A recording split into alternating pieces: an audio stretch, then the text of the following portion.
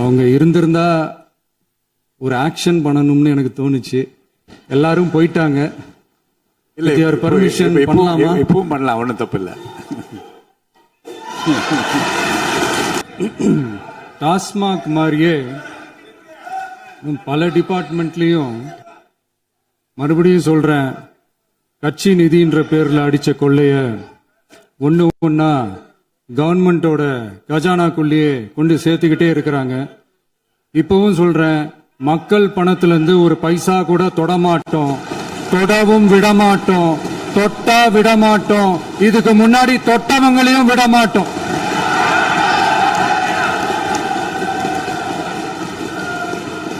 ஒவ்வொரு ஊழலா வெளியில வரும் போலே, ஒவ்வொரு வேஷமா கலைஞ்சிரும் போலே, இங்க இருக்கிற நிறைய பேரு நடுங்கி போய் இதுல நம்ம மேல அவதூறு வேற. இப்ப புதுசா ஒரு வெப்பன் ஒண்ணு கொண்டு வந்திருக்காங்க. அது என்ன தெரியுமா? அவங்க தயவால தான் நம்ம ஆட்சி நடக்குதான். மக்கள் தயவால இந்த ஆட்சி நடந்துகிட்டு இருக்கு. மனசாட்சி உள்ள சக்திகளோட ஆதரவால இந்த ஆட்சி நடந்துகிட்டு இருக்கு.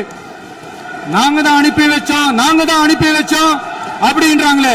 அனுப்பி வச்சவங்களுக்கு மினிஸ்ட்ரியில இடம் கொடுத்தா ஏன் கதறீங்க? ஏன் இவ்வளவு கோவம்? ஏன் இவ்வளவு கதறல்ஸ்? இதுல இன்னொரு முக்கியமான விஷயம், மார்க்சிஸ்ட் கம்யூனிஸ்ட் கட்சி நமக்கு ஆதரவு கொடுத்தது சுயேட்சையா எடுத்த முடிவுன்னு சொல்றாங்க. அதே மாதிரி இந்திய கம்யூனிஸ்ட் கட்சி நமக்கு ஆதரவு கொடுத்தது சுயேட்சையா எடுத்த முடிவுன்னு சொல்றாங்க. இதுல எங்க இருந்து நாங்க தான் அனுப்பி வச்சோம், நாங்க தான் அனுப்பி வச்சோம்னா புரியலையே. மக்களுக்கு நல்லா புரியும், எல்லாத்தையும் தெளிவா பார்த்துக்கிட்டு இருக்கிறாங்க.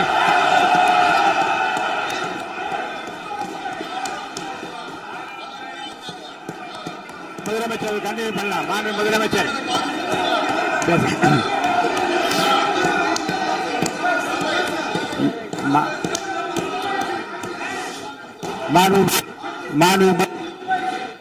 மாண்பு முதலமைச்சர் கண்டினியூ பண்ணலாம். நீங்க கண்டினியூ பண்ணலாம்.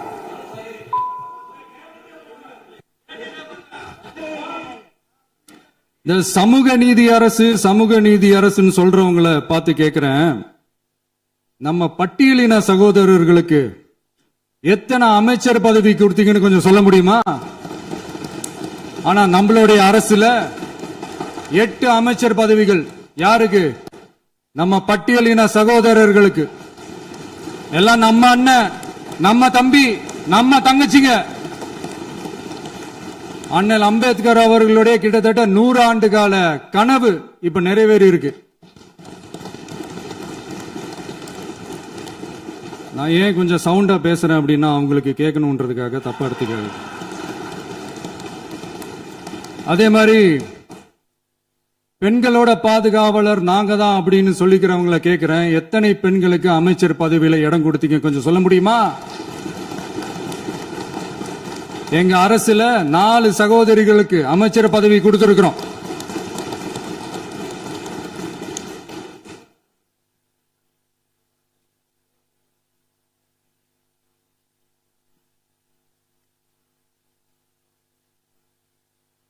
அதனால மக்களால் நிராகரிக்கப்பட்டு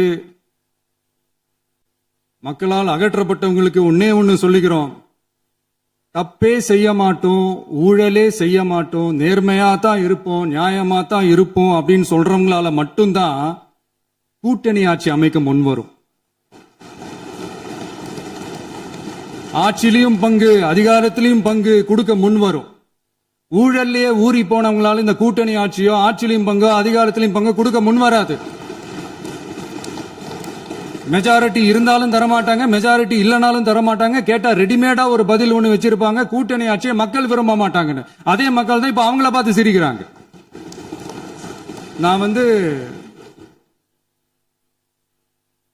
பதவி ஏத்த அன்னைக்கு கொஞ்சம் டைம் அவகாசம் கேட்டேன். எதுக்கு கேட்டேன்? நிதி நிலைமை எல்லாம் கொஞ்சம் மோசமா இருக்குது, அதெல்லாம் கொஞ்சம் சரி செஞ்சுக்கிட்டு படிப்படியா கொஞ்சம் கொஞ்சமா நான் கொடுத்த வாக்குறுதிகள்லாம் செயல்படுத்துவேன், அதுக்காக கொஞ்சம் டைம் அவகாசம் கேட்டேன். நான் ஏதோ வேற எதுக்காகவோ வேற யாருக்காகவோ ஏதோ அவகாசம் கேட்ட மாதிரி அடுத்து இங்க சபையில இல்லாதவங்களை பத்தி பேச வேண்டாம்னு நினைக்கிறேன்.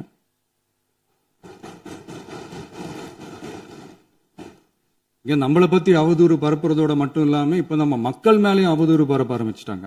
மக்கள் நமக்கு ஓட்டு போட்டது தப்பான், குடும்பம் குடும்பமா நமக்கு ஆதரிச்சது தப்பான். இது இப்ப இல்ல, நான் சொல்றது எம்ஜிஆர் அவர்கள் காலத்திலிருந்தே. அப்பவே அவர் ஜெயிச்சப்போ அதே மக்களை தப்பு தப்பா பேசுறது.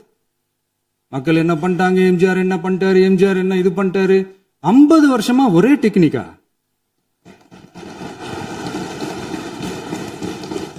டெக்னாலஜி எல்லாம் மாறி வேற எங்கேயோ போயிட்டு இருக்கு. பஸ் இதுல கொஞ்சம் டெக்னிக்காச்சும் கொஞ்சம் மாத்தினா கொஞ்சம் நல்லா இருக்கும். அதனால மக்களுக்கு யூஸ்ஃபுல்லா இருக்கிற மாதிரி இந்த ஆக்கப்பூர்வமான கருத்துக்களோ ஆக்கப்பூர்வமான யோசனைகளோ இருந்தா சொல்லுங்க. அதை நாங்க டெஃபரெண்டா எடுத்துக்கிறோம். ஆனா அதை விட்டுட்டு இந்த நக்கலு நையாண்டி சம்பந்தம் இல்லாத பேச்சு இதெல்லாம் பேசிட்டு அப்புறம் முதல்வர் பதில் சொல்லல, முதல்வருக்கு பதில் சொல்ல தெரியல அப்படின்னா அப்புறம் என்ன சோஃபா மாடல் ஆட்சியா?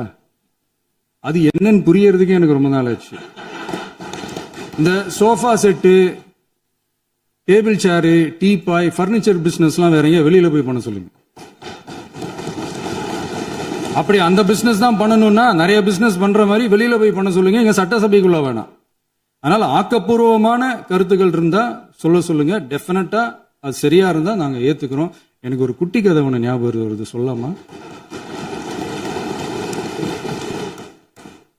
ஒரு ஊர்ல ஒரு பெரியவர் வெயில் ரொம்ப ஜாஸ்தியா இருக்குன்னு சொல்லிட்டு கண்ணுக்கு மேல கை வச்சுக்கிட்டு இப்படி சுத்தி முத்தி தேடிக்கிட்டு இருந்தாராம். அப்ப கூட இருந்த ஒரு சின்ன பையன் என்ன தேடுறீங்க அப்படின்னு கேட்டானா. அதுக்கு அந்த பெரியவர் சொன்னாரா, அது ஒண்ணு இல்ல தம்பி, உங்க அப்பா இங்கதான் இருப்பாருன்னு சொன்னாங்க, அதான் தேடிக்கிட்டு இருக்கேன். எங்க உங்க அப்பாவையா காணோம்?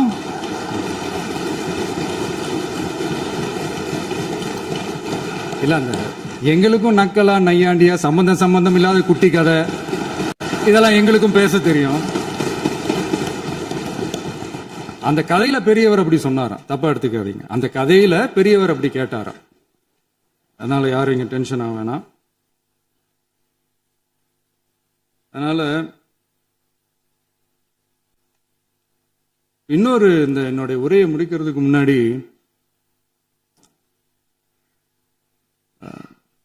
போயிட்டாங்க, பேசலாமா? நிறைய உங்க கருத்துக்களை நீங்க முழுமையாக மன நிறைவோடு பேசலாம். டிவியில் பார்ப்போம். சரி, அதான் 5 நிமிஷம் பேசுனதுக்கே கொளத்தூரி இந்த ஆட்டம் அடிச்சு பேசுனா அப்புறம் என்ன பண்றது? கடைசியா நான் இந்த உரையை முடிக்கிறதுக்கு முன்னாடி ஒரு முக்கியமான ஒரு விஷயம் பத்தி சொல்லணும். ஆளுநர் உரை அன்னைக்கு இந்த தமிழ் தாய் வாழ்த்துக்கு அப்புறம் தேசிய கீதம் பாடினது தப்பு, தேசிய கீதம் 2 முறை பாடினது தப்பு, அப்படி ஒரு நிகழ்வு இதுக்கு முன்னாடி இந்த சட்டசபையில நடந்ததே கிடையாது, அந்த மரபையே மாத்திட்டீங்க, இப்படி ஒரு பெரிய ஒரு போர் மாதிரி எதிர்கட்சியை சார்ந்தவங்க எல்லாம் சொன்னாங்க இல்லையா? அந்த மாநில உரிமை போராளிகளை, அந்த மரபு காக்கிற உரிமை போராளிகளை ஒரே ஒரு கேள்விதான் கேட்கணும். 2021 ஆகஸ்ட் 2 ஞாபகம் இருக்கா? Centenary celebration of Tamil Nadu legislature. அந்த ஃபங்க்ஷன்ல நம்ம முன்னாள் முதலமைச்சர் கருணாநிதி அவர்களோட கலைஞர் அவர்களுடைய கலைஞர் அவர்களுடைய புகைப்படத்தை மாண்புமிகு குடியரசுத் தலைவர் திறந்து வைக்கிற ஒரு ஃபங்க்ஷன். அந்த ஃபங்க்ஷன்ல national anthem followed by Tamil Thai Vazhthu அப்படின்னு அறிவிச்சது ஞாபகம் இருக்கா? அதாவது தேசிய கீதத்துக்கு அப்புறமா 2வது முறையா, நோட் திஸ் பாயிண்ட் மாண்புமிகு பேரவைத் தலைவர் அவர்களே, பிளீஸ் நோட் திஸ் பாயிண்ட். தேசிய கீதத்துக்கு அப்புறம் 2வது முறையாக தமிழ் தாய் வாழ்த்து பாடப்படும் அப்படின்னு சொன்னது ஞாபகம் இருக்கா? அதுவும் முத்தமிழ் அறிஞர் அப்படின்னு சொல்ற நம்ம கலைஞர் அவர்களுடைய அந்த புகைப்படம் வெளியிட்டு விழாவில் அவர் இருந்த இதே சபையில தமிழ 2வது இடத்துக்கு தள்ளினது யாருன்னு ஞாபகம் இருக்கா? அது மட்டும் இல்ல, அந்த தேசிய கீதத்தை நாட்டுப்பண் நேஷனல் ஆந்தம்னு சொல்லி அதே ஃபங்க்ஷன்ல கடைசியா ஃபங்க்ஷன் முடியும் போது செகண்ட் டைம் தேசிய கீதம் பாடினதும் ஞாபகம் இருக்கா? இதே அவையில் தான் அது அவை குறிப்பிலும் இருக்கிறது. இதே அவையில் தான் நடைபெற்றது. இந்த book தக்க நேரத்தில் இந்த ஆதாரங்களை அளித்த மாண்பு முதல் அவர்களுக்கு நன்றியை தெரிவித்துக் கொள்கிறேன். ஏதாவது டவுட் இருந்தா இந்த புக்கை பார்த்து தெரிஞ்சுக்கலாம். அதனால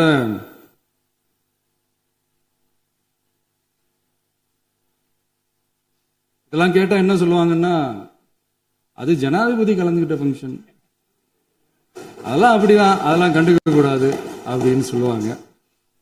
இதே மாதிரிதான் பேசுறது ஒண்ணு, செய்யறது ஒண்ணு, செய்யறது ஒண்ணு, பேசுறது ஒண்ணு. இதெல்லாம் மக்கள் பார்த்துக்கிட்டு இருக்காங்க. எலெக்ஷனுக்கு முன்னாடி தான் அப்படி செஞ்சுக்கிட்டு இருந்தாங்க. இப்ப எலெக்ஷனுக்கு அப்புறம் அதே தான் செய்யறாங்க. இந்த விஜயையும் சாமானியர்களின் உண்மையான சமூக நீதி அரசையும் அவமானப்படுத்துறதுக்கு தான் அவங்களோட அந்த பொலிட்டிக்கல் சீனியாரிட்டி அது பயன்படுத்துது போல. சரி, செய்யட்டும் செய்யட்டும், நல்லா செய்யட்டும். இப்போ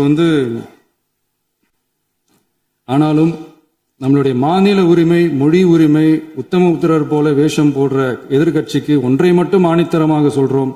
உங்களை மாதிரி தமிழ் தமிழ்னு சொல்லிக்கிட்டு, மொழி, பண்பாடு, கலாச்சாரம்னு சொல்லிக்கிட்டு ரெட்டை வேஷம் போடுறவங்க நாங்க கிடையாது. உலகெங்கும் வாழும் என் தமிழ் சொந்தங்களுக்கு நம்முடைய உத்தரவாதம் தமிழ் தான் எங்க உயிர் நாடி அப்படின்றத மறக்க மாட்டோம். இப்பவும் சொல்றோம், மாநில உரிமையில எப்பவும் உறுதியா இருப்போம். அதே சமயத்துல அரசியல் வேற, ஒன்றிய மாநில அரசுகளுக்கு இடையே இருக்கிற நிர்வாக அணுகுமுறை வேற. இதுல நாங்க ரொம்ப தெளிவா இருக்கிறோம். அதனால எங்களுக்கு பாடம் எடுக்கிறதா நினைச்சுக்கிட்டு உங்க வேஷத்தை நீங்களே கொஞ்சம் கொஞ்சமா கலைச்சிக்கிட்டே வர்றீங்க, மறந்துடாதீங்க. அப்புறம் நேத்து எதிர்கட்சி தலைவர், மாண்புமிகு எதிர்கட்சி தலைவர் பேசும்போது நிறைய பேசினாங்க. அதுல ஒண்ணு மட்டும் அரசு சொல்றதா நினைச்சுக்கிட்டு நம்மளை இன்டைரக்டா ஈவில் அப்படின்ற அந்த வார்த்தையை யூஸ் பண்ணாங்க. எனக்கு ஒன்னே ஒண்ணுதான் சொல்லணும்னு தோணுது. ஈவில்ஸ்னு டெவில்ஸ் பேசக்கூடாது.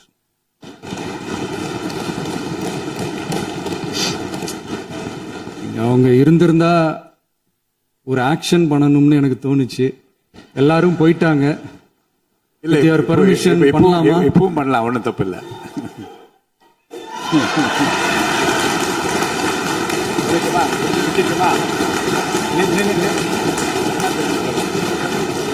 யார் சொல்லுங்க?